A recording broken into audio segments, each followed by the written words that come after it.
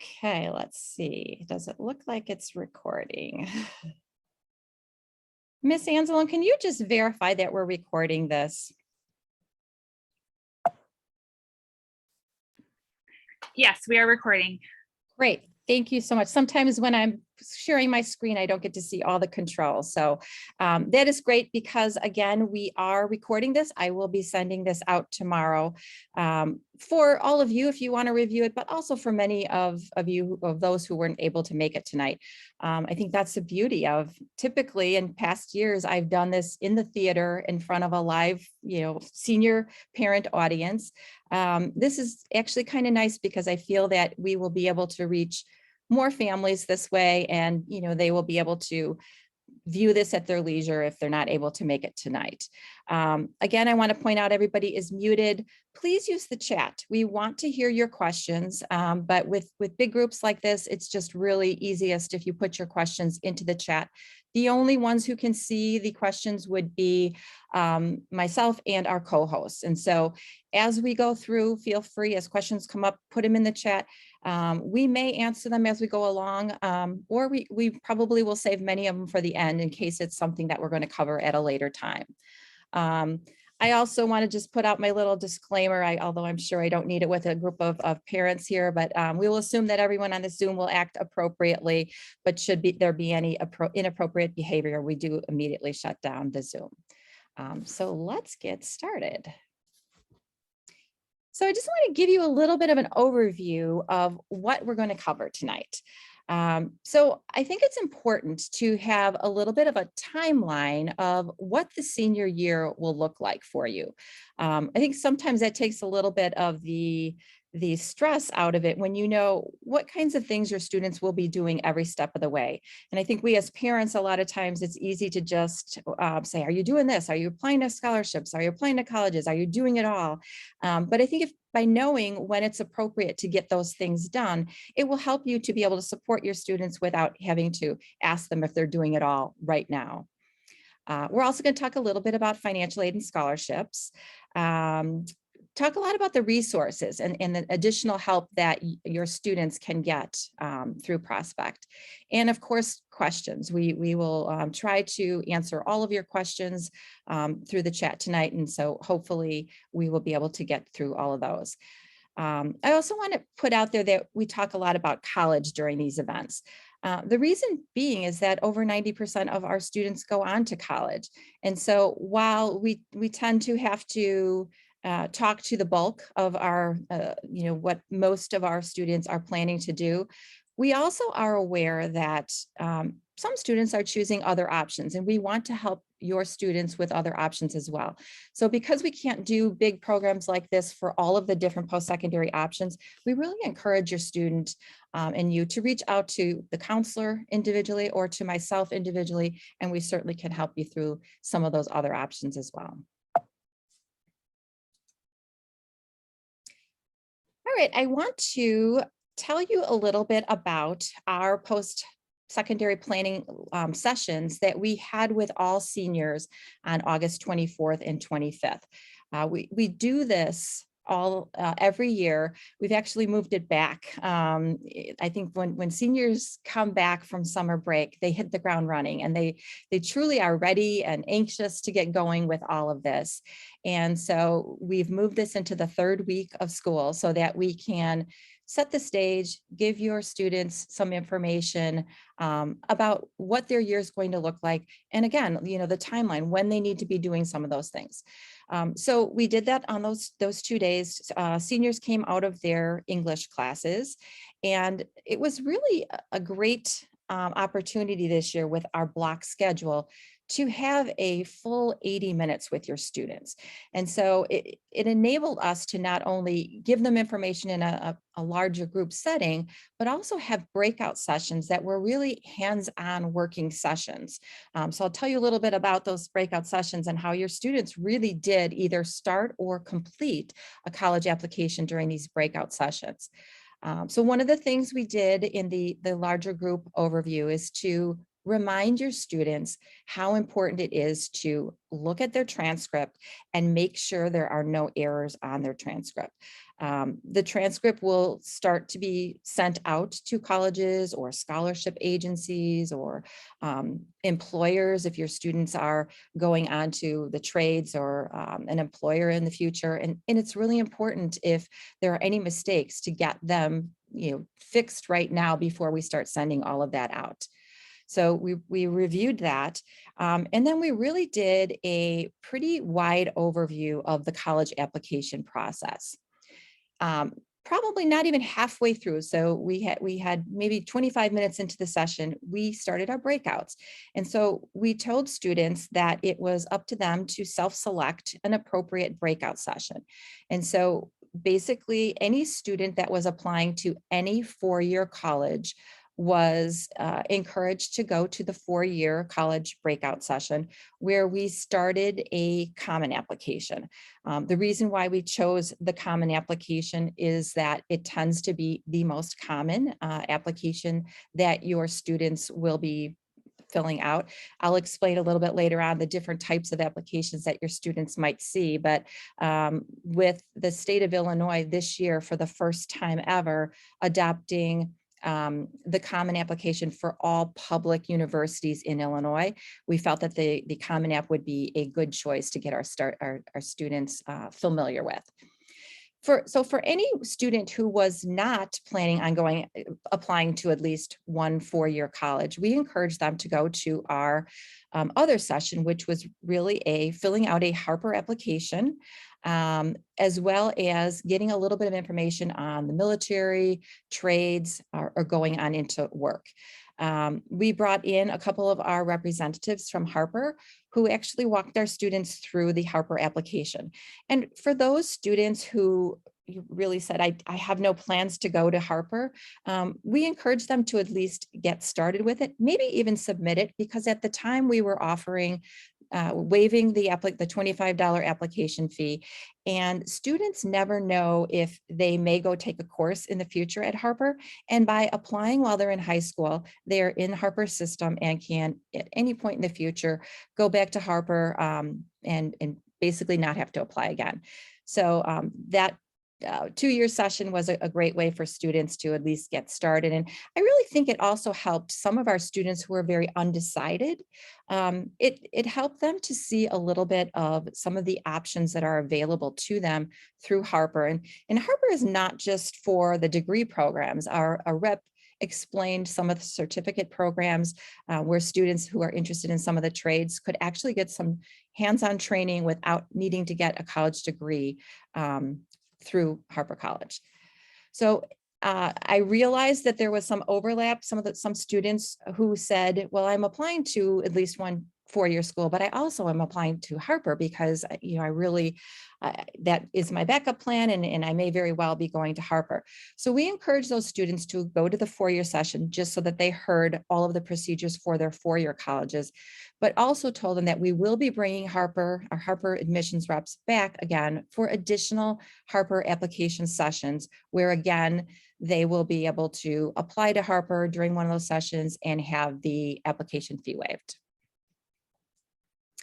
So one of the things that that we started with your students, and I think it's really important to give you the overview as well, is just the timeline of what senior year is going to look like. And the way I describe this to students is, whenever they have a big project, whether it's a research paper or some big project that will be due in class, when you first hear about it, it can be very overwhelming and stressful, and it's hard to imagine getting it all done. But, in their experiences, they've realized that if you break it down and if you do a little bit at the appropriate time, it all comes together in the end. And so I think the college application process is very much like that. And so for students right now, we are in the thick of the application season. So right now, September, October, deciding where to apply and applying. we find that even though you will see that there are many different deadlines from colleges, and each particular college may even have multiple deadlines, we've found that most colleges, it's to your advantage to apply in that September, October timeframe. There's a lot of November 1st deadlines. And even if colleges have additional deadlines, the fine print may say, but to be fully considered for all of our scholarships, you need to apply by our early deadline. So that's why we really encourage students to use these next 2 months to really work on the applications. Also, after October 1st, your students will begin filling out the FAFSA, which we're going to talk a little bit about later. Again, I talked about November 1st being a really common deadline, so that would be something for our students to really shoot for. And then they can almost take a little bit of a breather, take a deep breath, and realize that, the local scholarships that come into our office and that Miss Anzalone advertises out to a lot of our students don't really come in until January, February timeframe. And so we'll often recommend that students maybe over winter break, use some of those, free time that they have to look at some of those local scholarships that we're going to be offering, and be able to maybe make a plan on which local scholarships they're going to apply to. Then in about the March or April timeframe, that is when your students will hear back from all of their colleges. They actually may start hearing back from colleges right away. Some colleges do what they call a rolling decision, and once a student applies, they may hear back within a few weeks. And so the thing to remember is that you will hear back from every college that you've applied to by about April 1st on whether or not you're admitted. And actually also you will receive a financial aid award package from each of the colleges where you've been admitted, just to give you an idea of how much the college costs, what they're willing to give you in scholarship money or grant money or all of that, so that you can lay all the offers on the table basically, and make an informed decision. Oftentimes it's a family decision on what is going to work best for your family. And then on May 1st, that is what they call the national reply date. Colleges must hold open that offer of admission to you up until May 1st. So even if your student has heard from a college in September that, yay, they were admitted, your student doesn't have to commit to that college. That offer of admission has to be held open until May 1st. But after May 1st, if your student does not accept that offer of admission, they will then offer it to somebody else. So it's important to make that decision by May 1st. But again, you will have a lot of the information that you will need by then in order to make that decision. So as your students they've made their list, they decided which colleges they're going to apply to, the next thing is actually applying. And so what we explain to your students is that there are really 3 main types of applications out there. There's something called the Common App, which is a very, very popular, think of it as a little bit of a generic application where a student will fill out the bulk of a lot of the common information, like the demographics, classes that they've taken throughout high school, activities that they've been involved in throughout high school, all of those kinds of information that students typically put into application after application after application. There's a way in the Common App to be able to put it in a general section in the Common App where it would be shared by any of the colleges that use that Common App. Within that common application, the students are listing or putting the colleges in that they plan to apply to. So then as they add colleges to their Common App, they will then see any of the additional requirements that that particular college has. And so while that common information is shared with around all the colleges, if a particular college has maybe a specific essay question that they want answered, that would show up in another section under that particular college. And then when your students go to apply to a college through the Common App, they're actually applying one at a time. It's not like a hit submit and you've applied now to 5 colleges. You're applying one at a time. So that way a student can get all of the requirements for a particular college done by the deadline. As we talked before, different colleges will have different deadlines, so they can really submit one at a time when they're finished with the entire application for that particular college. And then the coalition application is not as common, very much like the idea of the Common App, where it is more of a generic, but you can add different colleges to that. We find very, very few students use the coalition app.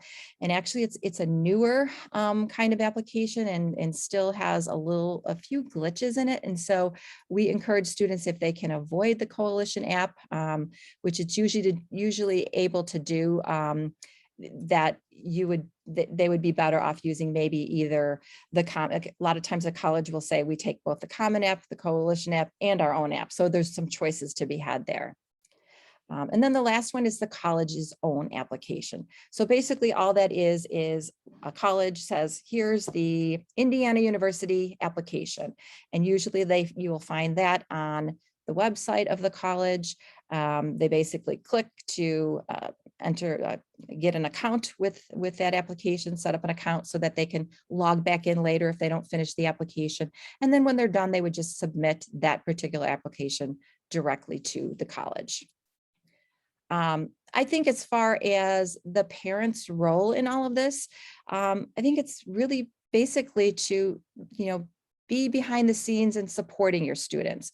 I think a lot of times we find that sometimes it gets a little bit complicated and things get a little bit messed up when we see the parents doing part of the applications, and then the students come in with questions and they don't know what part the parents have done. And it just gets a little bit complicated, and I think you're best off just being in that support role, encouraging your students to take advantage of all the help that we can offer to them.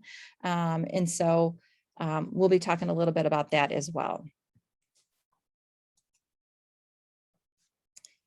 So when your students go to start applying and they find the application that they're going to use to apply, in a perfect world, it would be just a college application. And this is what a college application entails.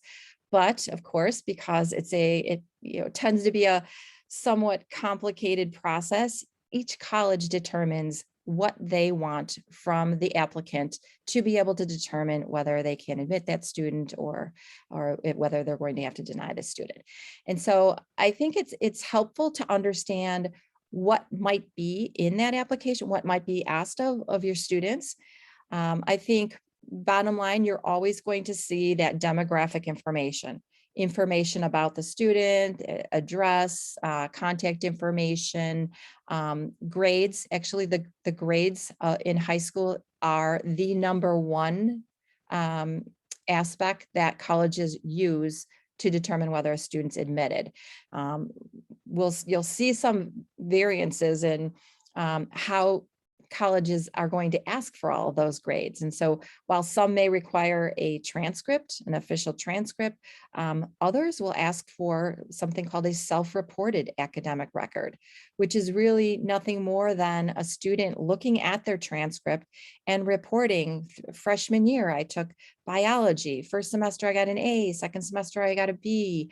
I also took English. And so basically the student is self-reporting every single course and grade that they have taken so far throughout high school and the grade associated with it. And I tell the students it's the honor system, because no, they're not going to get that official transcript to make a decision. They are going to go by what you're telling them to make their decision.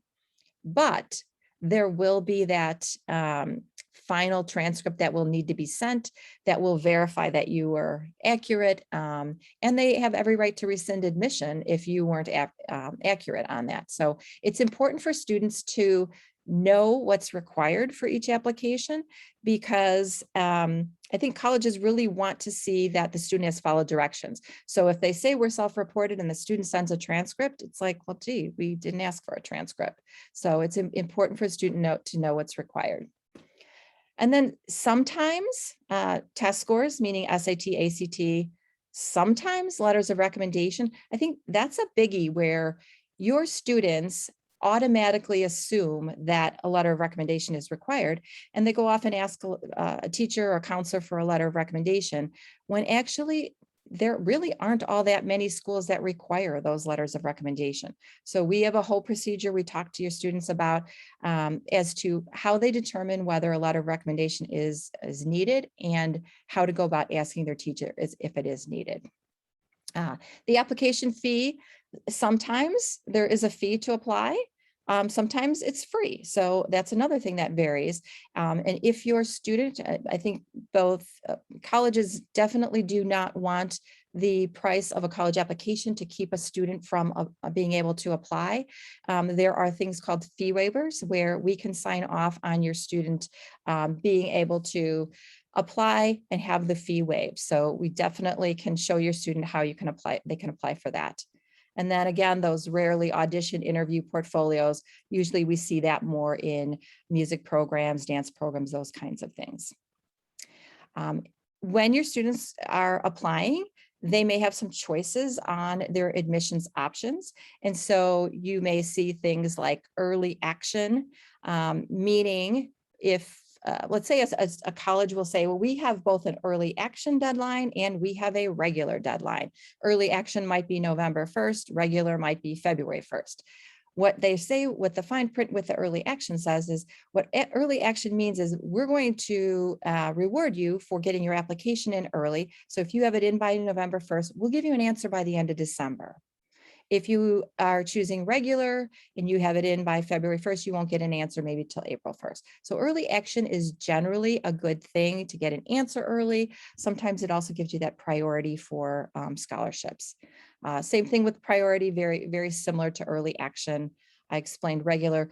Rolling is really where there isn't a strict deadline. They may take applications throughout the school year until they fill their class. So sometimes schools with rolling admission may even still be accepting applications beyond that May 1st deadline if they haven't filled their class.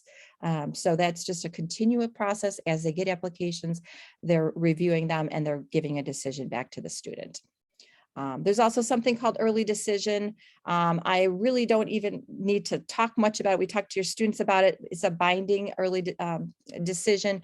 If your students are going to go to apply to a school using early decision, we will know about it because we have to sign off on it. So I really wouldn't worry about that. We have maybe 10 students a year who do that. So then after your students submit the application, there often are additional supplemental materials that they also need to send. So the transcripts, I think this can be quite confusing. And so I'll point out, I'm going to show you the college application guide in just a minute, but this can be quite confusing because if your student, depending on how your student applies, will determine how they send how the transcript gets to the school. So in the case of the Common App or the Coalition app, your counselor, your student's counselor actually uploads the transcript to that Common App or to that Coalition application. For all others, that's where the Parchment comes in, and your students were all sent an email with a link to complete the registration for Parchment. We encourage all students to do that, even if they're only applying to Common App schools, because this Parchment account will be the account that they use in the future. Let's say 10 years from now, they're going for a job where the employer says, we need proof that you have a high school degree, high school diploma. And so they want to see a high school transcript. Parchment is the company that we use for transcripts for current students and for alumni. Some colleges may require those test scores. And so you've received a lot of information from me about test optional colleges. So many of our students won't need to be sending test scores if they're choosing to go test optional. But if a school does require the test scores, or if the student is not going test optional, wants the college to see their test scores, they will have to send those through the testing companies, through ACT or College Board, which is the SAT company. We do not send test scores, ACT or SAT scores, and we do not have them on our transcripts. So it's important for students to request those official ones well in advance of a deadline, because sometimes those take a few weeks to get there. Some colleges require those recommendations. And so it's very important for the students to follow the directions within the application to determine how to invite their teacher or their counselor to be able to submit a recommendation. Usually that means that they will enter an email address of the teacher or counselor in the application that then signals or sends an email off to the teacher that says, the student has requested a letter of rec for you, and it gives the teacher or the counselor a link to be able to upload that letter directly to the application. Now, the student does not see that letter. They may see that that letter has been submitted, but they do not see the content of that letter. And then those fee waiver forms that I talked about. If your student is eligible for a fee waiver, we will send those to the college, and that will allow them to basically apply without having to pay the fee. So we have lots of help with the application process for your students. We realize, and we told your students at our senior core curriculum sessions, that really we threw a lot of information at them, and we said the most important thing for them to remember is where to get help later, not to take it all in and remember everything that was told during that 80-minute session, but instead to know, as they get into the thick of the applications and questions arise, like where do I go? Where do I get the answers to this? One of the great ways for them to do this is through our application Tuesdays. So every Tuesday morning from 7:45 to 8:30 in the College and Career Center, it's really just a drop in. No need to sign up. Students just come on in. I often find that if a student even wants to just come in and work on their applications, they may learn from somebody else's questions. And so it gives me an opportunity when one or two students are asking a great question to show it to everybody. So definitely take advantage. I think it helps a little bit with our block schedule. It's not, when we used to say before school, it used to be more like 7 in the morning, gives them a little more time if they're able to come in from 7:45 to 8:30, specifically on those Tuesdays. But with that being said, I'm in the College and Career Center every morning except for Thursdays. So your students, if Tuesday doesn't work for them, they can really pop in any day as well. And then we have a great resource in that 6 of our English teachers have offered to help our students with their college essays.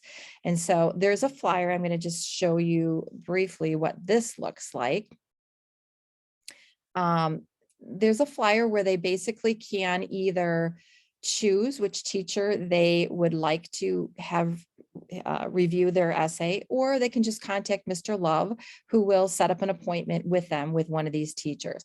Tells them exactly what they need to do before they meet with the teacher, what's going to happen during the conference, and what would be the follow-up. So encourage your students to take advantage. It's a great way, even if they feel like, I think I've got this. It's just that one more set of eyes on the application to make sure before they hit submit that everything looks good.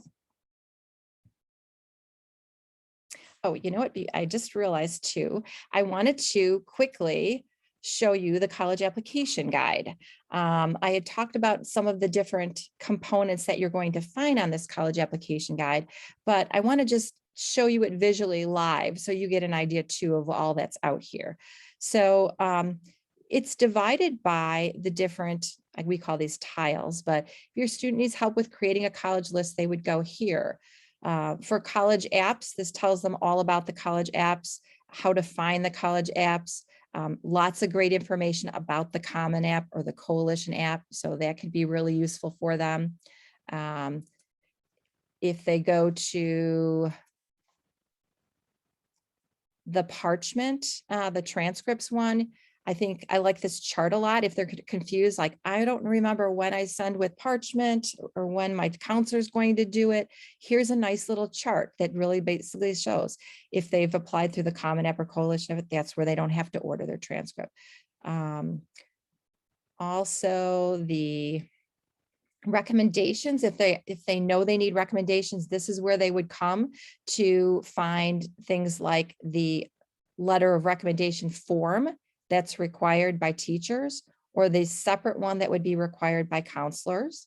So definitely, we tried to make this a one-stop spot for everything related to the college application process. This was one of the benefits, I guess, of COVID, in that not having as much in-person time with our students, we wanted to create a one-stop place where our students could get all the information that they need to, get going on their applications and get their questions answered. All right. So, that's the college application in a nutshell. I also want to make a plug for our college rep visits that just started in the last week. We typically have over 100 different college reps that visit the College and Career Center each fall. We've already seen many students coming in, taking advantage of meeting with these admission reps, who are often also the reps who are reading their applications and making the decisions. So it's a great way for them to, get some face time with the rep, get their name be known to the rep. With our 80-minute block, they work out great because our students are not missing the entire period like they would have in the past. So students can get a pass signed by the teacher of the class that they would miss. They would come down to the College and Career Center, and then basically they would get the information they need from the rep, and we would send them back to class. I will point out on our website where you can see all the reps that are coming. It looks like Miss Anzalone threw it in the chat as well, a link to it, but you'll see here lots of great schools coming. Like tomorrow we have Texas Tech, University of Wisconsin, La Crosse, and Butler. We've got a little more international next week. So check out that list. You'll see we have lots of great colleges that are coming, and check back often, because colleges every day, more colleges are signing up for a visit. So that is great. And also, while we found that many of our reps are scheduling in-person visits, which it's been great. Some have chosen to do the virtual visits. But what we're doing with the virtual visits is we're still having the students come down to the College and Career Center, where we will Zoom in with the college rep. We will put it up on our TV so that, we can have our students sitting around a table talking to the rep, simulating a little bit more of a regular rep visit, in-person rep visit. Also want to encourage you to schedule some of those on-campus visits. We have several days off this fall, so these are great times to go to the website of the colleges your students considering and get on those college campuses. I know many of our students weren't able to do that during last year in the spring, and particularly with COVID. Many colleges are again offering these on-campus visits, but sign up in advance. They're free, so it doesn't hurt you to get on and sign up for them, but they really will fill it up, because they are definitely trying to keep the social distancing and keeping our students safe. And so it's important to sign up well in advance. All right, so probably the next topic is one that is of utmost importance to parents. Maybe not as much. I think our students, their eyes glaze over a little when I start talking about how you're going to pay for college or how much it costs and all of that. So just going to do a really brief overview, because I'm going to encourage you to come to our senior financial aid night. That's coming up on September 21st. I will be sending out the invitation for that, but you've already got the save the date for that. But again, that will be a Zoom. We bring in a speaker from a college financial aid office.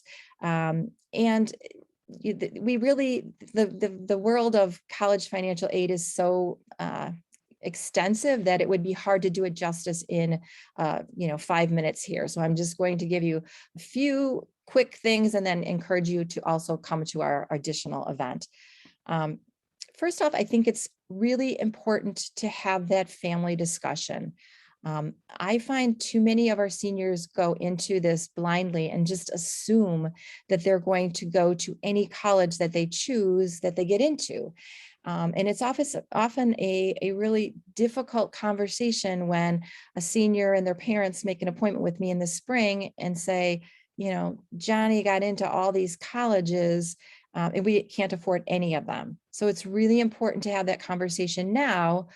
So a student knows, well, I need to find more affordable colleges, or I need to think about some of the other ways to make college affordable. We're going to talk a little bit more about the FAFSA, which will be the application that your students will use to apply for college financial aid.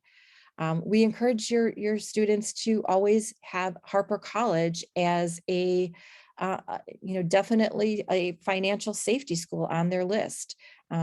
Even if they can't go to their dream school right from the start, by starting out at Harper for a year or two, you can save a lot of money and then move on to that dream college. And, eventually what it really is wherever you graduate from is the college where your diploma comes from. So they still can get that dream school as where they're graduating from. Lots of opportunities for scholarships.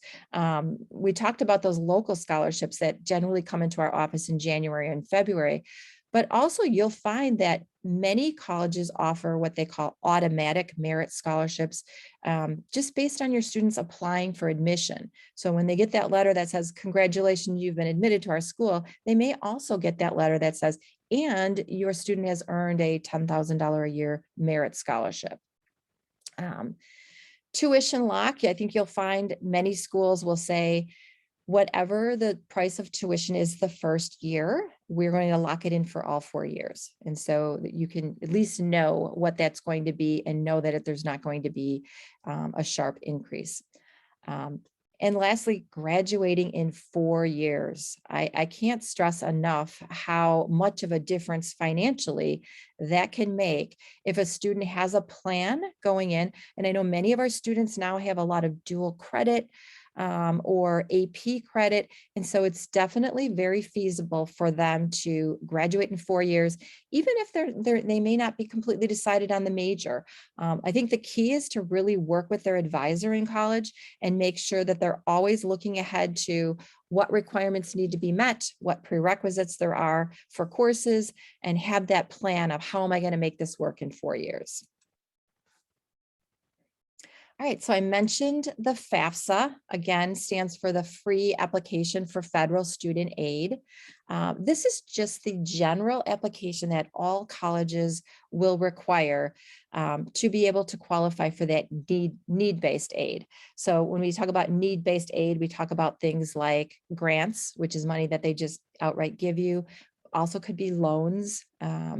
Sometimes the FAFSA is even required for some scholarships. If it's more of a scholarship that is based on both merit and maybe some need, they may request that you do the FAFSA. For our seniors who will be applying for college starting in fall of 22, the 22-23 FAFSA application will become available after October 1st. You don't need to run out and do it on October 1st. I generally say if you do it by Thanksgiving, you'll be in good shape. And so you will fill that FAFSA out. We will tell you a lot more about the FAFSA at that senior financial aid night that I mentioned earlier. And we'll also have a couple of FAFSA completion nights. These are district events where we bring in a bunch of FAFSA experts who can help you just sit down and do that application that night. I will also be bringing in some our Illinois Student Assistance Commission, ISAC rep into our College and Career Center a couple dates as well in January and February, I believe. So if you want to make an appointment to come in, then certainly there is lots of help with the FAFSA. I also want to point out that last year, the state of Illinois made the FAFSA a graduation requirement for our seniors. But don't stress too much about it. I know that sometimes like, oh, I don't want to do the FAFSA. We know we didn't do it with our other students. And so we know we're not going to do it. The requirement isn't to absolutely do the FAFSA. The requirement is to meet the requirement, which can be met either by doing the FAFSA, by doing something called the alternative application. For students who aren't eligible to complete the FAFSA, there is an alternative application that the student can fill out to possibly qualify for money within the state of Illinois. There's also a waiver. So I will definitely be sending much more information about this graduation requirement, and we will make sure that we will follow up with our students to make sure that they've met this requirement. All right, so I threw a ton of information at you today. So again, like we told your students, the biggest thing you can get out of this is, where do I go later on when I have questions, or how do I find out about all of this? So I think I showed you a little bit about the college application guide. Our website is also a great way for you to, if you don't know where to find something, I would say that's where you should start first. So I'm going to just show you how you can navigate to that. So if you just go to Prospect website, d214.org/PHS, and you go under students, you will find College and Career Center. And thank you, Ms. Anzalone. It looks like Ms. Anzalone just put the direct link in the chat. On our website, you'll see information on Ms. Anzalone and my contact information.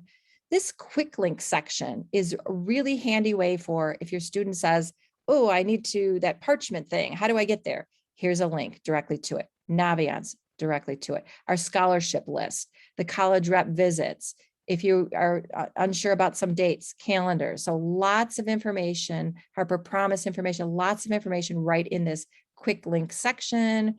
We link to testing. I also have links in here to, this is the college application guide that I referred to earlier. This is the post-secondary planning guide that your students were exposed to last year as juniors. We have lots of great information about many of the post-secondary options, such as if your students is considering military trades, that would be a great resource for them to go to. And then just some specific information there.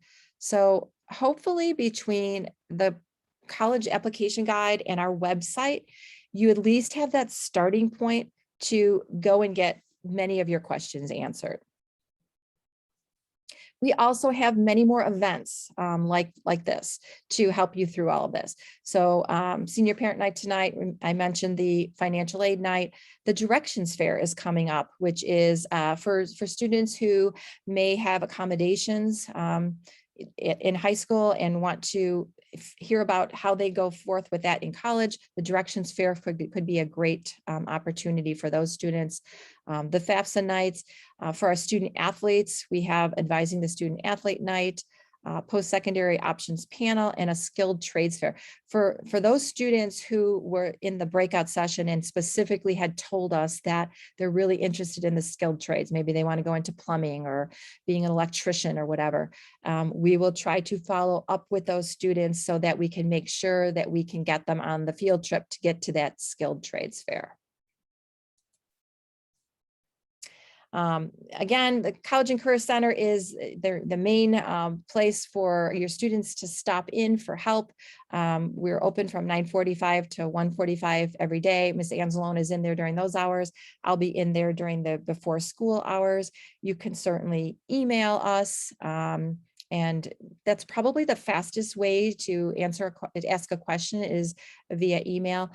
Your counselor, students counselor also is a great resource and probably is your first line of questioning, because they know so much as well. So you certainly can reach out to any of them or to either of us or Ms. Rivera also.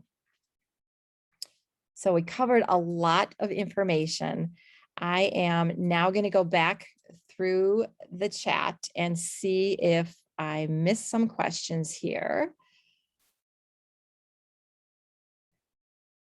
Somebody asked if you're going to get a copy of the slides. Absolutely. When I send out the email tomorrow, I will send the video recording as well as these slides. And I believe the slides will have the clickable links to some of the things that I had in there as well. Okay, and somebody asked about early decision binding. Yes, I would say reach out to your counselor just to give your counselor a heads up that they are applying to an early decision, just so that we know to just have that little bit of a conversation with your students so they know what they're getting into. Somebody asked, where do you find the Common App? So basically, if you just go to www.commonapp.org, you will find the Common App application. Um, as I said, most of your students at least started into their application, so they probably already have a login, and then they can just save their work and go back into it later on.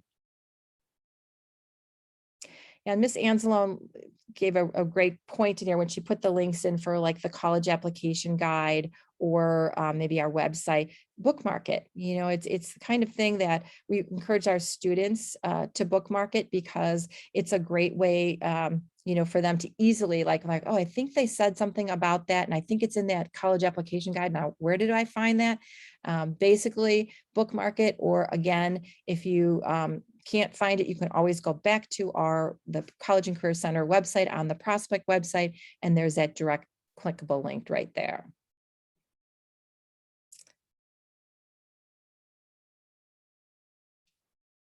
Okay, Miss Anselm, thanks again. The scholarships links is in the chat. Yep, senior financial aid night invitation will be coming out, I believe, tomorrow, so watch for that as well.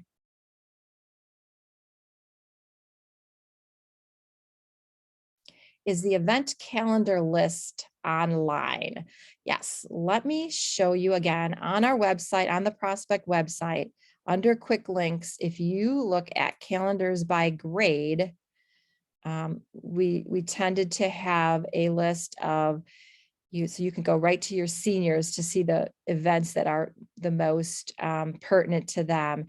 And, you know, again, check back, you know, some of these to be determined, the time, whether they're Zoom or not. And actually, you know, I think we're finding this is going to be an interesting year where, you know, some of the events like the senior tonight, you know, we started out thinking it was going to be in person, you know, just thought maybe that the virtual would be better to be able to reach more people and to be able to record it. But as the year goes on, you know, who knows whether we will be offering more of these in person, or whether will, you know, continue to use these Zoom kinds of events.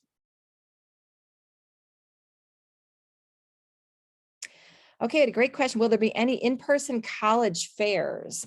Our District 214 College Fair is in April, which I realize is a little bit late for your students. We have a listing of some of the other local fairs. So if your student really feels that they don't have their list together and really could benefit from a college fair, we will I'm trying to think if we sent something like that out already, but if not, it'll be coming out really soon, and you can hopefully, you know, see if there's one that you'd be able to attend. I know with COVID, you know, some of the local high schools may be keeping their fairs only to their own students. In past years, where they might have opened them up to everybody, it definitely this year, with space limitations and distancing and all that, they may not be as open to allowing students from other schools in. There definitely are several of the virtual fairs, and so we'll be sending something out real soon about the Illinois Association for College Admission Counseling has some great sessions, and NACAC, the National Association, has some great virtual college fairs as well. Somebody asked on 504s, again, for like students who may need special accommodations in college, you know, extended test taking time, notes from the teacher, anything like that. I would suggest two things. Definitely the Directions Fair could give you a start there, but I always recommend that you reach out to the Disability Services Department within the college. You know, your student wants to whether they always want to make sure that it's going to be the right fit for them at a college. And part of that is making sure that they know that they can learn, they can get the supports that they need to learn successfully. So working not only with the admissions department of a college, but the disability services can give you all the information you need to be able to, know if it's okay, know what kinds of accommodations you'll be able to get and how you go about getting those. There's a great question about Naviance. We do not have parent Naviance accounts. And so we encourage our students, our families, our parents to go through their student's account. So, ask your student to log in. Maybe you can kind of see what they can do in Naviance and sort of do it as a group kind of project. Another essay related question for some of those college applications that have prompts in addition to essays. So like a prompt might just be a short answer question. The question was, can students get help with answering those as well? Absolutely. I think when our English teachers meet with your students, they'll basically ask them like, what was the prompt? What was the question? And how are you thinking you're going to answer it? Even if it's only like a 100-word answer, they certainly can help them to get within that limit as well.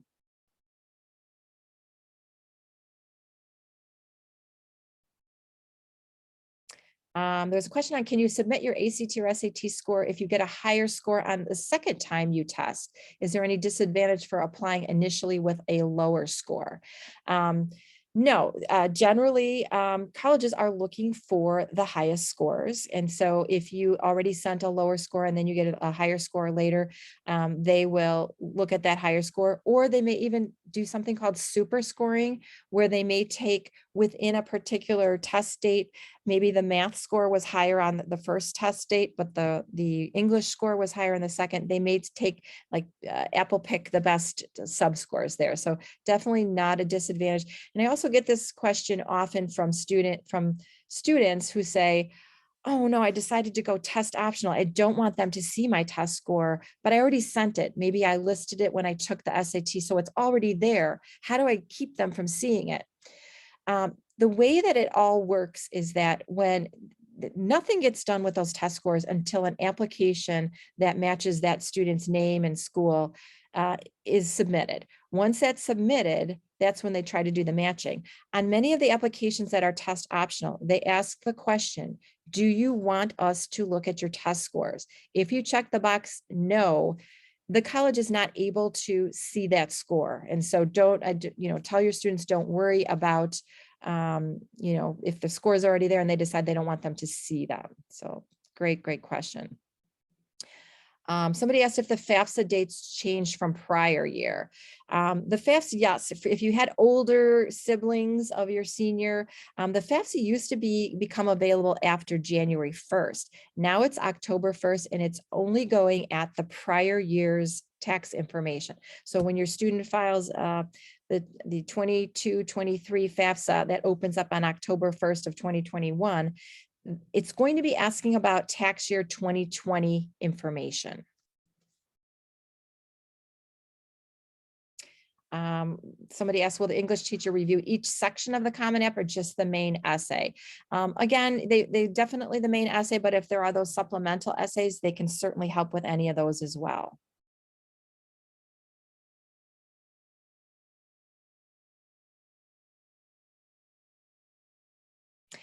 Somebody asked if you can request a transcript after the first semester of your senior year, or the transcript is only up through senior year.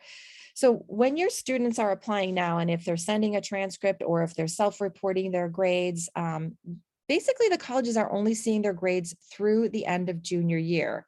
They also are seeing on the transcript are what we call courses in progress, or senior year courses are listed, but of course there's no grades until January when first semester grades are finalized. Many colleges will make a decision just based on the grades through junior year. If a college needs additional information, they will ask your student for what we call a mid-year transcript. So for those first semester grades, a transcript that has those grades on there. Some of the colleges that don't their deadlines aren't until, let's say, January 1st, February 1st, they definitely will ask for those first semester grades as well. Somebody asked if students can fill out the Harper application even though they didn't meet their yearly requirements. I think you're asking about the Harper Promise. Absolutely, students can still apply to Harper even if they're no longer in the Harper Promise program. And to be honest, there are other scholarships through Harper. So let's say they're not, able to get the Harper Promise scholarship. They may qualify for other scholarships that will allow them to get a good portion of it paid for. Oh, thank you for saying, somebody said Zoom is awesome for these parent meetings. Thank you for hosting them online. I appreciate you saying that because I also feel like, I know I heard from a few parents who said, I work at night, you always do these things at night. And the beauty of doing them via Zoom is, of course, you're doing it, you've had busy days too, and you're doing it in your own home. But also that I'm able to reach all seniors, even those who aren't here will be able to see the recording at their leisure. So I appreciate you saying that. Somebody asked about letters of recommendation. I think basically, can you just ask for a letter of recommendation and then submit to a school after you apply? Because it's all part of the process within the application, you basically need to read how they want you to do it within the application. Within the Common App, they're going to ask you to invite the teacher or the counselor within that Common App. But also know that your student does not have to wait on submitting their application until your teacher or counselor have done their part. And we don't want them to. We absolutely want your students to go ahead and submit when they're ready to submit. They don't have to wait for test scores to get to the school. They don't have to wait for recommendations. There's separate processes. And so definitely, don't have to wait for those.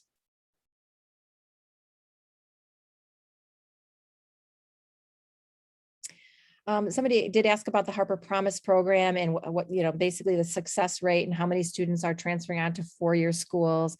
I'm not as up on the data from that. I'm sure we could ask the Harper Promise coordinator at Harper those questions, but I've heard it's a good that students are able to.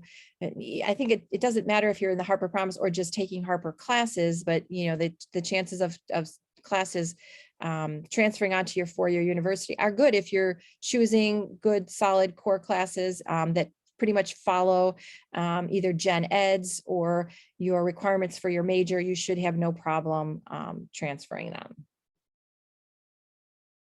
Oh, somebody asked, we've seen on college sites the wording, when you commit, what exactly does that mean? So that means you've decided on that one college that you plan to attend, and you basically are committing to enroll.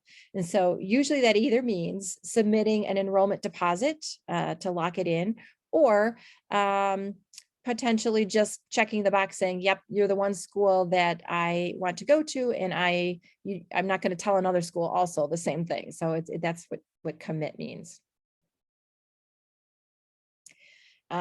Great question about financial aid. I'm sure we'll cover this a lot more in the financial aid night, but if your financial situation that's grasped in your 2020 taxes is really different right now, maybe you lost your 2020 was a great year for you and you lost your job in 2021.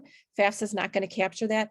That's when it's always good to reach out to the financial aid office at the colleges you're applying to and explain. A lot of them have forms where you can explain those extenuating circumstances. And oftentimes the college can grant more money based on that.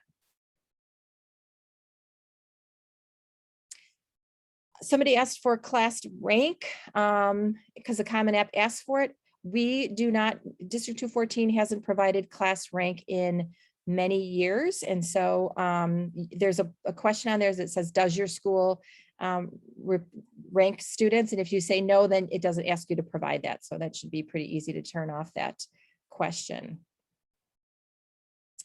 Got a question on the average number of schools that students apply to. That is really a hard one to say, because I always do that with more of like an example to students, saying that it kind of depends on If Sally is wanting to live at home to save a little money, doesn't want to pay for room and board, she knows she's going to go to a Chicago area school. She might have applied to Loyola, UIC, DePaul, and Harper, 4 schools. Her list is over. Her best friend Joe is applying to several of those highly selective, maybe some Ivy League schools, which we know, you can have perfect test scores, perfect GPA, and you still don't get into. So his list may be larger just to make sure that he meets all the requirements of having several in that probable, possible admit category. Maybe, several, he might have those reach schools, but also having those safety, financial safety school. As long as you have those all on your list, you know that your list is complete.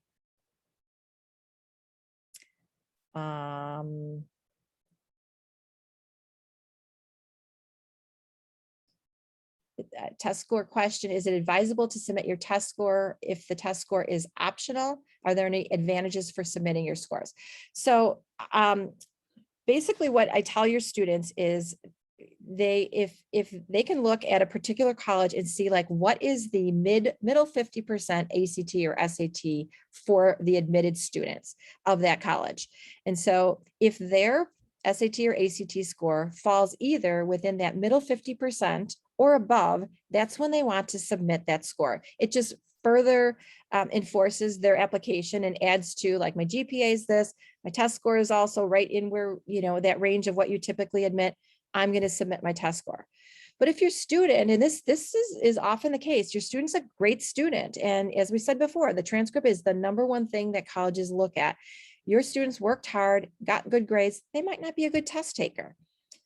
Their test score falls in that bottom, below the 50% of the average test scores for that school. That's when they wouldn't want to submit it. And colleges, it's basically, if they're test optional, they basically are saying, we're not giving favoritism to those who are submitting it. We are, basically, if you tell us we're not going to look at it, we're not going to look at it. So definitely no disadvantage if you're not going to do it that way. Somebody asked about national scholarships. Definitely, there are some national scholarship search engines out there. FastWeb is one of them, scholarships.com. Somebody asked specifically about sports. I would say if you have a prospective student athlete, please, reach out to your counselor or to me so we can give you some additional information about that, and see how we can help them through that. Oh, this was a great one. Here's somebody who replied about the Harper Promise. So thankful for the Harper Promise program. My son completed his 2 years and transferred to his university of choice. He started his junior year a couple weeks ago. The counselors at Harper were very helpful in offering guidance on which classes would transfer to the university he chose. It helped that he knew where he wanted to transfer to. Awesome. Awesome. Thank you for saying that. I know as parents, you're concerned. We are very, very fortunate to have a community college the caliber of Harper College as our community college. So definitely great programs there, and your student should not be afraid to either get their degree from there and move on into the workforce, or take some classes or get a degree and then move on to their 4-year college of choice. So I think I have reached the end of all of the questions. Thank you so much for joining us tonight. As questions arise, definitely first, reach out or look at the resources that we have on our website, College Application Guide. Encourage your students to just pop into all of the additional help that we have for them. And, we wish you the best. I know it's stressful as well for parents going through this process. But if you let your students kind of direct the process and you're there to help and support them, I trust it will be a great process, and senior year will be gone before you know it, and then your students will be moving on to that next exciting phase. So thank you so much for joining us, and we look forward to seeing you on the Senior Financial Aid Night.